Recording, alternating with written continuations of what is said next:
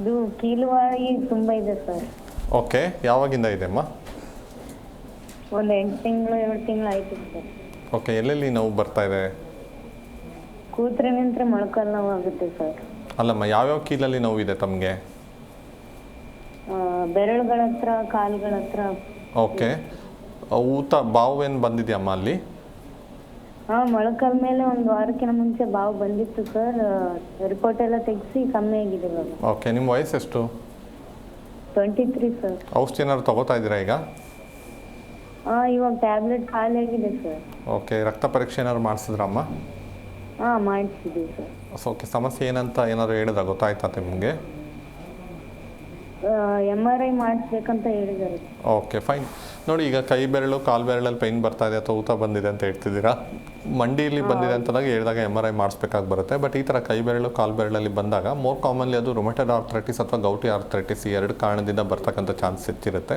ಕೆಲವೊಮ್ಮೆ blood test ಕಂಪ್ಲೀಟಾಗಿ normal ಇದೆ ಆದರೂ ಈ ಥರ ಬಂದಿದೆ ಅಂತಂದರೆ ಅದನ್ನ ನಾವು ಸೀರೋ ನೆಗೆಟಿವ್ ಆರ್ಥ್ರೈಟಿಸ್ ಅಂತ ಹೇಳ್ತೀವಿ.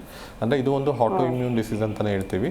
ಸೊ ನೋಡಿ, ನಿಮಗೆ ತುಂಬ ದಿನದಿಂದ ಸಮಸ್ಯೆ ಇರೋದ್ರಿಂದ ಒಂದು ಪ್ರಾಪರ್ ಟ್ರೀಟ್ಮೆಂಟ್ ಅನ್ನೋದು ತೊಗೋಬೇಕಾಗುತ್ತೆ. ಏಜ್ ಚಿಕ್ಕದಿರೋದ್ರಿಂದ ಇಷ್ಟು ಚಿಕ್ಕ ವಯಸ್ಸಲ್ಲೇ ಬಂದಿದೆ ಅಂತಂದರೆ ಕೆಲವೊಂದು ಕಾರಣದಿಂದ ಬರ್ತಕ್ಕಂಥದ್ದಿರುತ್ತೆ.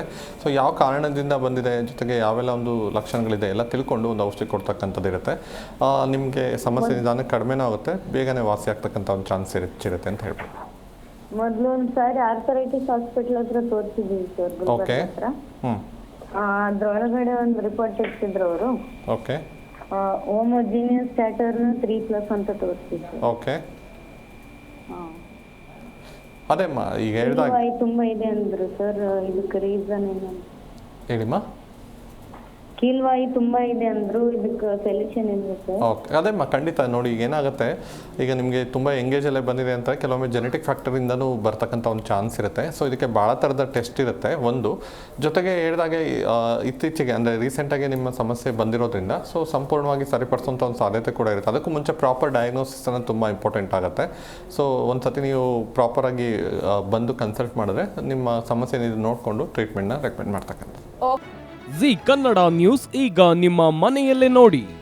ಎಲ್ಲ ಕೇಬಲ್ಗಳಲ್ಲಿ ಈಗ ಲಭ್ಯ.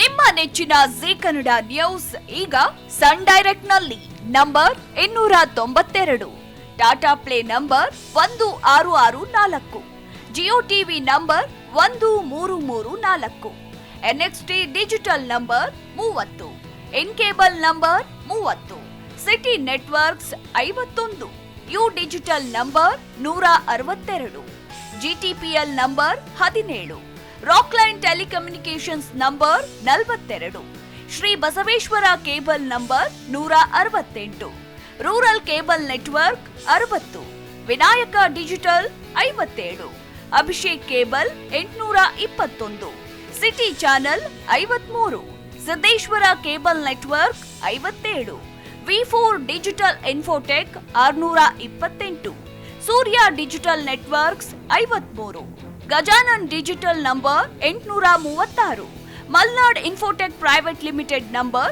56, Metrocast number 830, Victory digital number 167ರಲ್ಲಿ ನೋಡಿ ಆನಂದಿಸಿ.